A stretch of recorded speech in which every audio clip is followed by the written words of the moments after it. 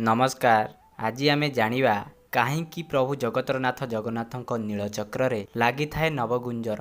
आपण जेबे प्रभु जगन्नाथଙ୍କ मंदिर जाइथिबे तांको नीलचक्ରରେ निश्चय नवगुंजर देखिथिबे। आमे जानिछंती प्रभु जगन्नाथଙ୍କ मंदिर उपरे नीलचक्र सुदर्शन नामरे दिव्यवान कुहा जाए। नीलचक्रर दर्शन मात्रे जन्म जन्मांतर दुख हरण हो जाए। आपण जानी आश्चर्य हेबे श्रीक्षेत्र में प्रभु जगन्नाथंकर एक अद्भुत दिव्य रूप जार 9 प्राणीकर अंग समन्वय होई। महाभारत रे तृतीय पांडव अर्जुन को दर्शन देइथिबा प्रभु नारायणकर एक भयंकर रूप बोली। महाभारत समय रे जेतेबेले पांडव अज्ञातवास जाइथिले भगवान नारायण अर्जुन को नाना प्रकार विद्या देइथिले। एमिति दिने अर्जुन तपस्या करुथिबा समय रे तांको सम्मुख को एक अद्भुत एवं भयंकर प्राणी आसिले। प्रथमे अर्जुन बहुत भयभीत होइगले कारण प्राणीटी एते भयंकर थिला जे मानव कल्पना बाहरे। एमिति कौनसी प्राणी अछि बोली कौनसी मानव कल्पना मध्य करि पारेनी। अर्जुन भयरे तांको आक्रमण करने धनु उठाइथिले। सेही अद्भुत प्राणीटीर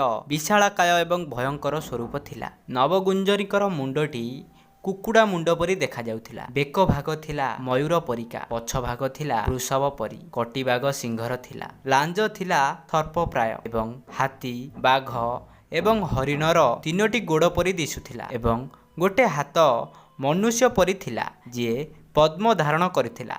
एसबुक देखि अर्जुन निजर धनुषर तले थुईदेले एवं नवगुंजरींकर शरणरे पशिले। अर्जुनक समर्पण को देखि प्रभु नारायण निजर मानवीय रूप में प्रकट होइथिले एवं कहिथिले समस्त जीव एक समान बोली, समस्ते दिव्य एवं समस्ते मोर अंश।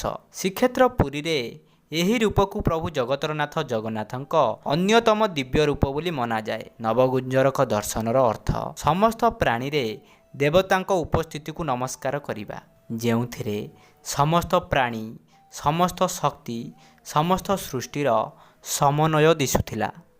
जगतरनाथ जगन्नाथଙ୍କ सर्वशक्तिमान रूपर प्रतीक होइथाए। नीलचक्र रे नवगुंजरकर चित्र। नवगुंजर हेउची विष्णुकर विराट रूप जेउथिरे समस्त प्राणीकर शक्ति समन्वय होइथाए।